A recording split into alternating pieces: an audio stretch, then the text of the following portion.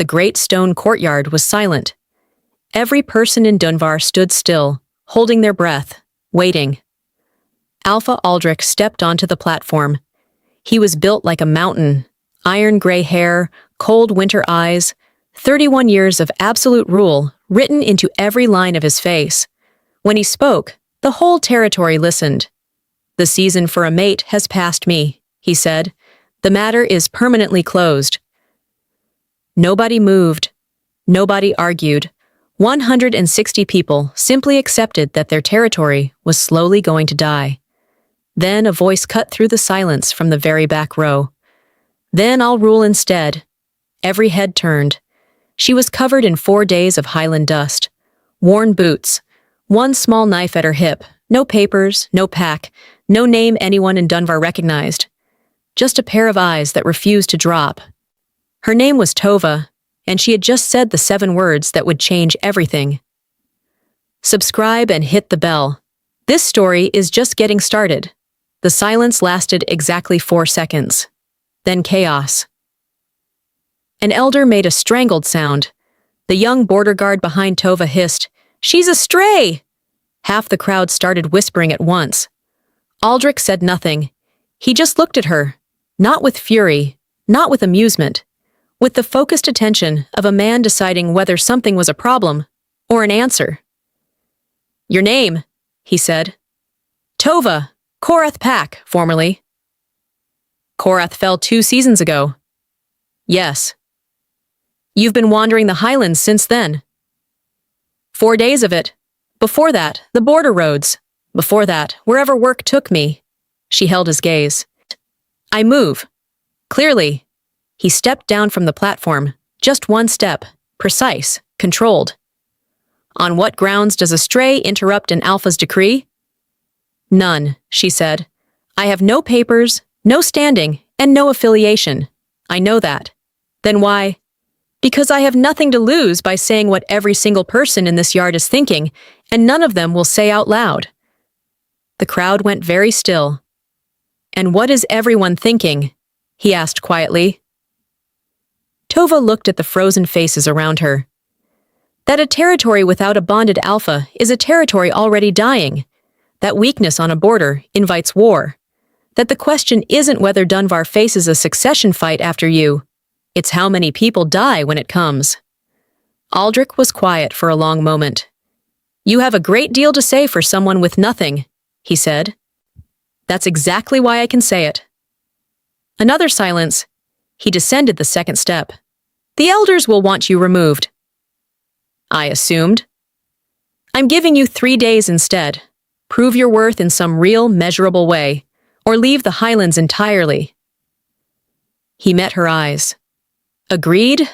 Tova thought about the empty roads, the settlements that looked through her, the months of careful invisibility. "Agreed," she said. Her previous pack had snapped like a dry cord. No warning, no ceremony, just gone. She had been watching things fall apart since she was 16. She knew the signs, the hollow council meetings, the foundation cracks that everyone ignored, the leader carrying too much weight and refusing to share a single piece of it. She had seen all 3 in Aldrich the moment he opened his mouth. Dunvar was a good territory. Strong stonework, precise records, disciplined people. It was being wasted. That she could not walk away from. They put Tova in the outer quarters, a low stone building at the edge of the settlement that had clearly been used before for people the territory hadn't decided what to do with yet. No lock on the door. She understood what that meant. "You can leave. We are watching to see if you do." She didn't leave. She spent the first morning learning the settlement's rhythms, walking the perimeter, reading the buildings, watching where people gathered and where they didn't. She paid close attention to the drainage channels that ran from the northern grain stores down through the lower yards. The system was excellent, precise engineering, well-maintained, except for one section east of the second grain store. The mortar was too light, a fresh repair, competent on the surface, but fixing the wrong thing. The real problem was underneath, a slight sinking in the channel's foundation, invisible unless you knew what to look for. Water would keep pushing. In 2 seasons, maybe 3, it would find a new way out, directly under the Eastern Grain Store's foundation. Tova stood up, brushed the dust from her knees, and went to find the hallkeeper. Sira was in the records hall, surrounded by 40 years of perfectly organized territorial documents. She looked up when Tova entered. Not welcoming, not hostile, just waiting for a reason to form an opinion. "I know your name," she said flatly. "What do you want?" "The Eastern Drainage Repair. Who approved it, when, and what assessment was done underneath?" A pause. Something shifted in Sira's expression. "Why?" "Because the patch is going to fail. The water will undermine the grain store's foundation. You'll lose the building, and most of your winter reserves with it." Sira was quiet for a moment. Then she opened her drawer and pulled out a set of keys. "Survey equipment is in the Eastern Tool Store," she said. "I'll pull the original drainage records. They go back to the founding." "Good." "You should know," Sira added as Tova turned to leave, "that 3 elders want you removed before your 3 days are up." Tova turned back. "And the 4th?" The hallkeeper's expression shifted, just slightly, into something that might have been respect. "The 4th thinks the Alpha's announcement is the problem." They worked 6 hours straight. Tova dug and measured. Sira read coordinates from the original plans. An hour in, an older man named Breck arrived, the settlement's retired drainage engineer, and immediately recognized what Tova had found. "I said they needed an extra support course at the junction," he announced with quiet satisfaction. 30 years ago, overruled on cost." "You were right," Tova said. Breck went to find his original plans. By midday, the picture was clear. The problem ran further than Tova had estimated, 2 meters north of her first measurement. The fix would mean weeks of excavation, but it was doable. "You could have gone straight to the Alpha," Sira said. "I could have," Tova agreed. "But you're the one who runs the maintenance schedule. If you don't understand the fix, nothing I tell him will actually get done properly." Sira looked at her for a moment. "You understand how territory administration works." "I watched one fall apart," Tova said. "I learned that territories don't fail because one person makes bad decisions. They fail because everyone around that person stops making good ones." Sira arranged the meeting herself. Second afternoon bell, map room. Aldrich was already at the survey table when Tova arrived. He moved his correspondence aside without a word and looked at the corrected plans she laid down. He read them fast. No performance, just understanding. "Breck's name is on these. He flagged this problem 30 years ago. He was overruled. On cost. Yes, the fix now costs more than it would have then, and less than replacing a grain store." Aldrich rolled the plans. "Labor allocation goes out this afternoon. Breck supervises." He set them aside. "That's 1 day. You have 2 left. Are you counting against me or keeping track?" Something crossed his face, fast, unreadable. "Both, possibly neither." She matched his honesty. "The drainage isn't all I found." "I assumed."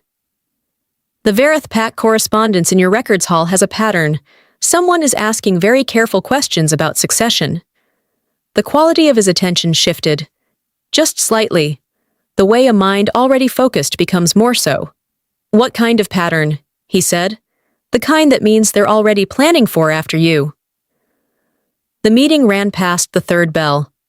Aldrich had questions, precise, specific, and thorough. He wasn't asking because he didn't know. He was asking to see if she saw what he saw. She did. "You already know about the Halverson family," she said, "and the Veth Council, and the Verith Alpha's second son, Orveth, who's been on a so-called goodwill tour of border territories for 4 months. A tour that included meetings with every family that would have a succession claim." "Yes." "You've been tracking this for months, which means you know your announcement this morning made it worse." A long pause. "I know." "Then why?" "Because taking a mate for strategic reasons," he said quietly, is something I will not do. Tova studied him carefully. This wasn't wounded pride. This was something older and harder to move. I didn't suggest a mate for strategy, she said. I suggested a partner. There's a difference. He looked at her. What else would it be? An offer, not a bargain. The fire in the iron stove settled softly. The wood smoke thickened. Tova became aware, for the first time in months, of what it felt like to be genuinely warm. The elders meet tomorrow, Aldrich said finally. They'll want proof your trial is producing results. The drainage. They'll call it luck. Then I'll give them something they can't dismiss. She nodded toward the correspondence stack. Let me complete the Verath analysis tonight. Documented, not spoken. He studied her for a moment. Then he pushed the stack across the table. Back to me by dawn. Written. Sarah keeps blank record books in the left drawer. She doesn't lock it.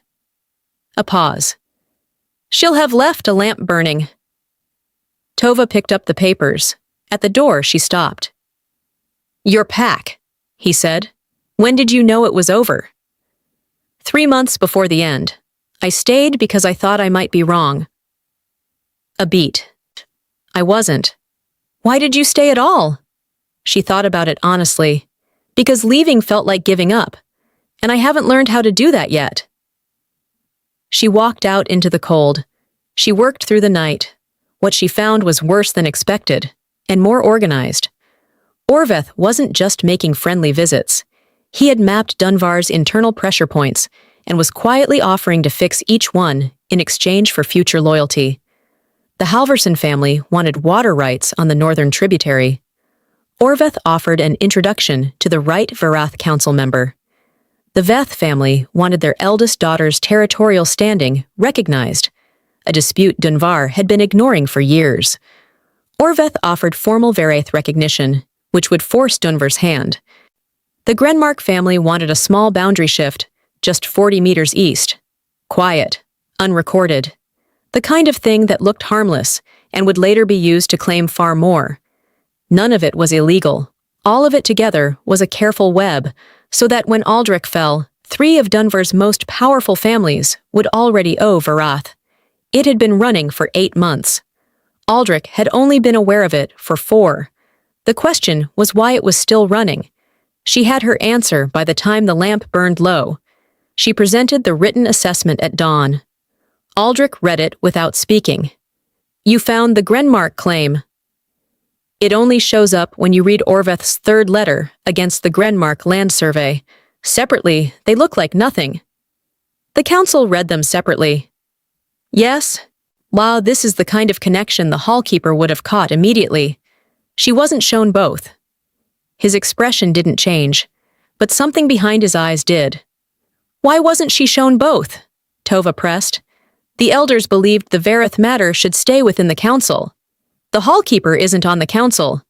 No. So the person who holds every territorial record, who would have seen the connection in minutes, was kept out of the room where the threat was being analyzed. That is the traditional structure. The traditional structure, Tova said carefully, created a hole. I'm not criticizing it. I'm telling you what came through it. He stood. The elders meet in an hour. You'll present this. In the council chamber, Corvan raged. Rast called it guesswork. Aldous asked Tova 3 sharp, specific questions, and listened to every answer with the attention of someone quietly revising a position. In the corner, old Davin said simply, the hallkeeper should have had both documents from the start. Nobody argued. Aldrich said, she has 1 day left in her trial. Davin looked at him for a long moment. 1 day, the old elder said quietly, seems insufficient. The second night was quieter. Aldrich came to the records hall after the elders dispersed. He set a bowl of food beside Tova's work without a word, pulled a chair to the opposite side of the table, and began reviewing land survey records. They worked in silence for a long time. Tova had spent years being the only person in any room who cared about the task in front of her. She knew that silence well. This was different. This was two people working together. Halverson water rights, Aldrich said eventually. 4 years ago, we declined to extend them because water levels were low. Closed council decision. And Orveth offered to reopen it through Varath. Yes, which means he knew about the denial. That decision wasn't public. Tova looked up. Closed decisions are recorded by the hallkeeper. In a locked record book, 4 keys exist. You, Syrah, and Aldous and Davin. A long quiet. Aldous asked me very specific questions this morning, Tova said. She was checking how much I'd found. Yes. That's not the behavior of someone with nothing to hide. No, Aldrich said very quietly. It is not.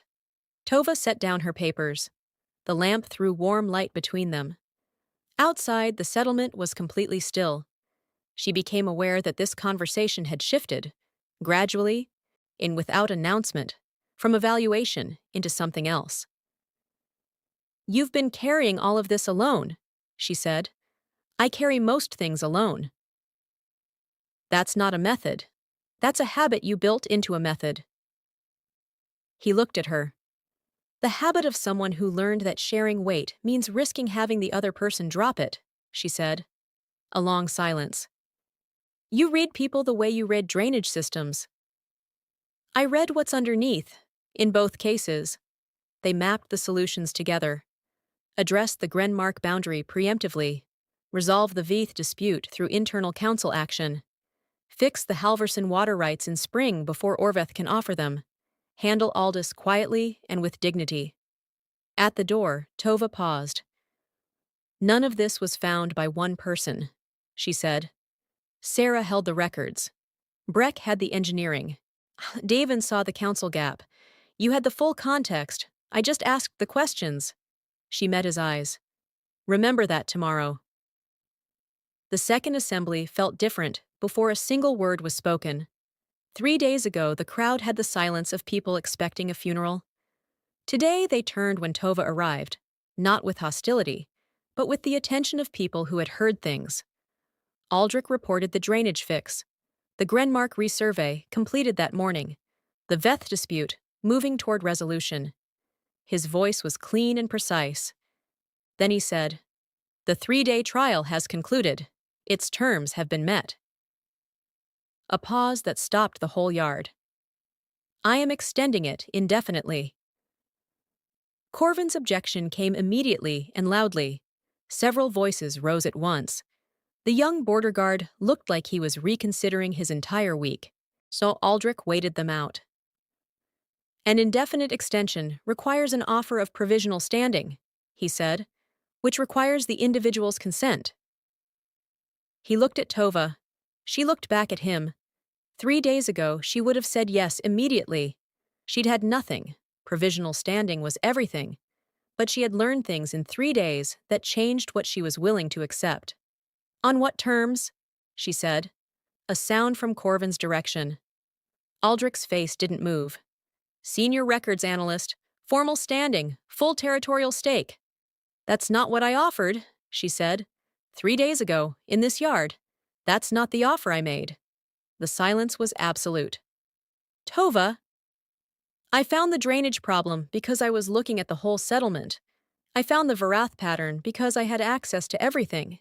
Say I found the Aldi's connection because you told me things you hadn't told anyone else.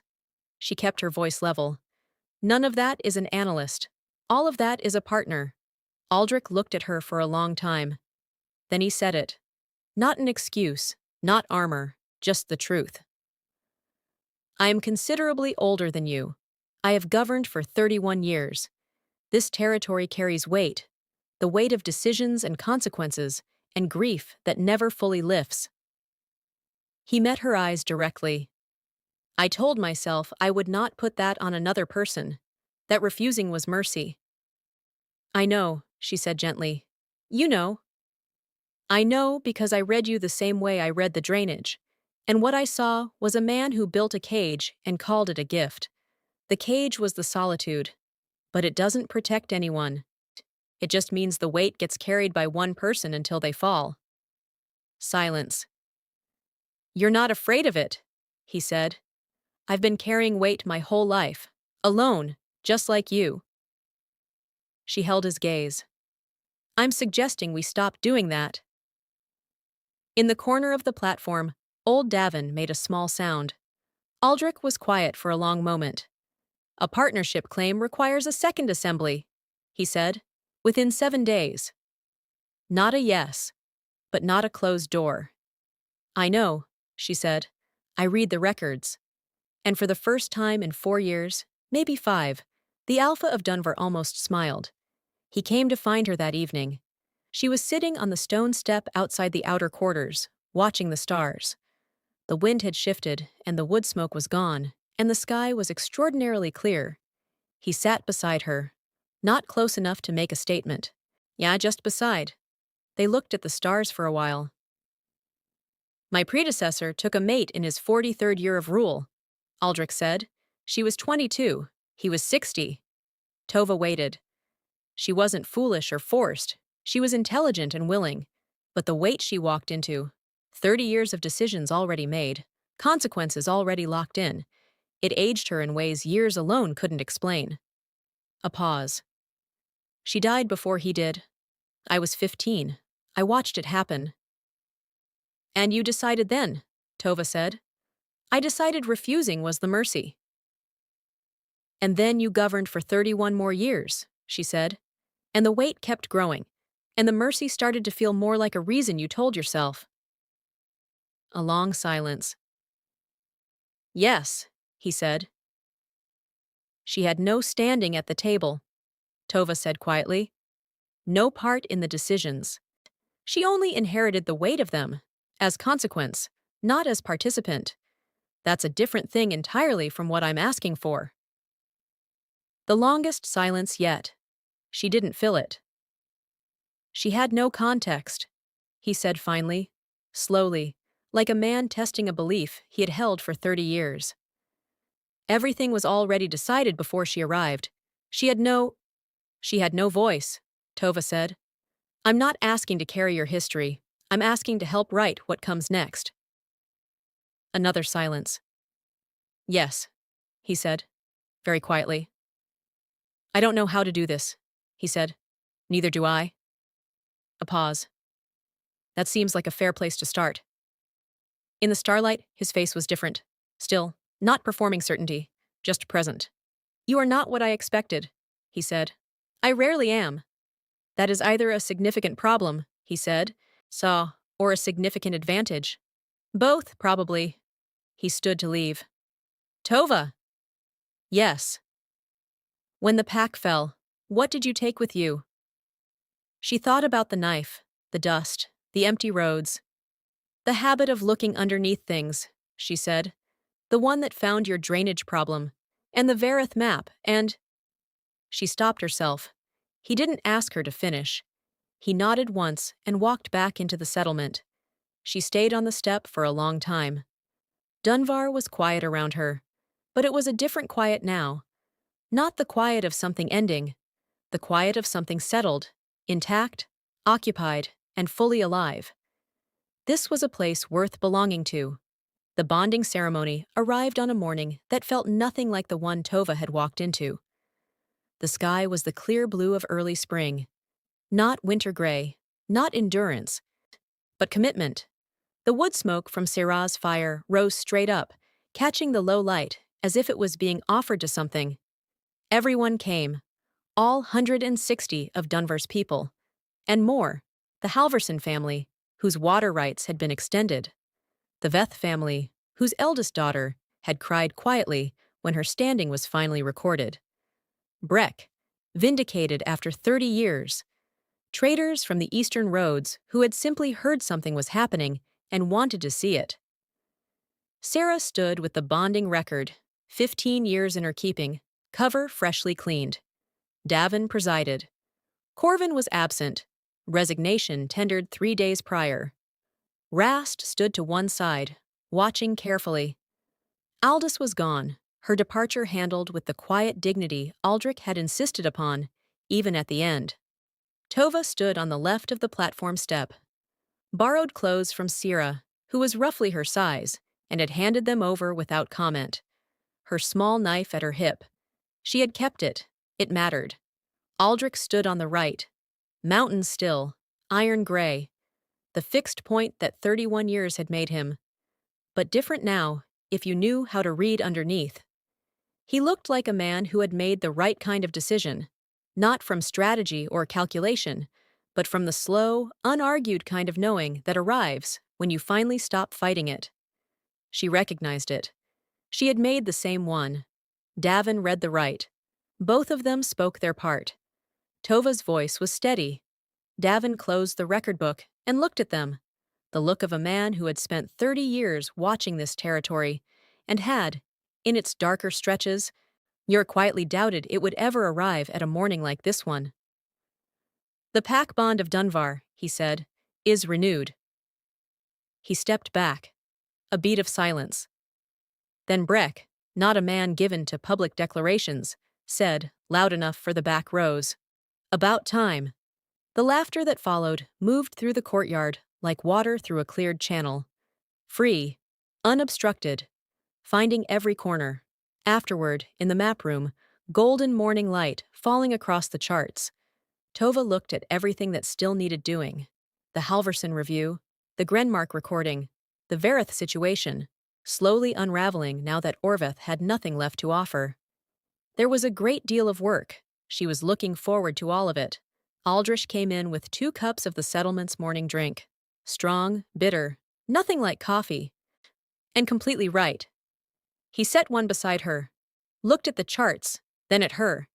"You're doing it again." "Reading the room? Reading me?" "Occupational habit." "What do you see?"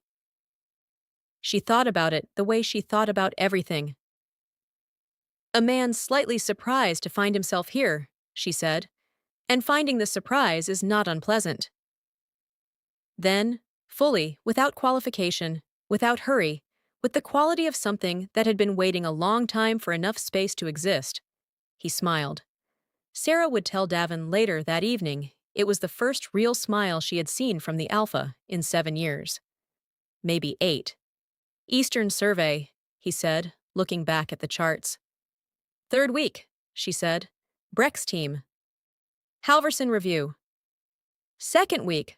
I'll need 4 seasons of water records." "Sarah has them." "I know. She already pulled them." He looked at her with the winter gray eyes that she had learned to read correctly. Warmth that lived not in expression, but in the quality of full, precise attention. "Tova." "Yes." "If I had known, on that first morning, what the 3 days would produce." "You would have offered more than 3 days," she said. "I would have offered considerably more than an analyst's position." She thought about that courtyard, the iron sky, the 160 people making peace with an ending that was never necessary. "We got there," she said. "We did." Outside, Dunvar moved through its day. Syrah updated her records. The drainage crew began Phase 2. Fen, the border guard Tova had privately called careful for 3 days, ran the morning patrol with the stride of someone who had decided, at last, that his territory was going somewhere. The wood smoke rose straight into a clear spring sky. The pack bond of Dunvar held. If this story moved you, like, share, and subscribe for more. New stories every week. You don't want to miss what comes next. A leader's strength is not found in solitary endurance, but in the courage to share the weight of the crown.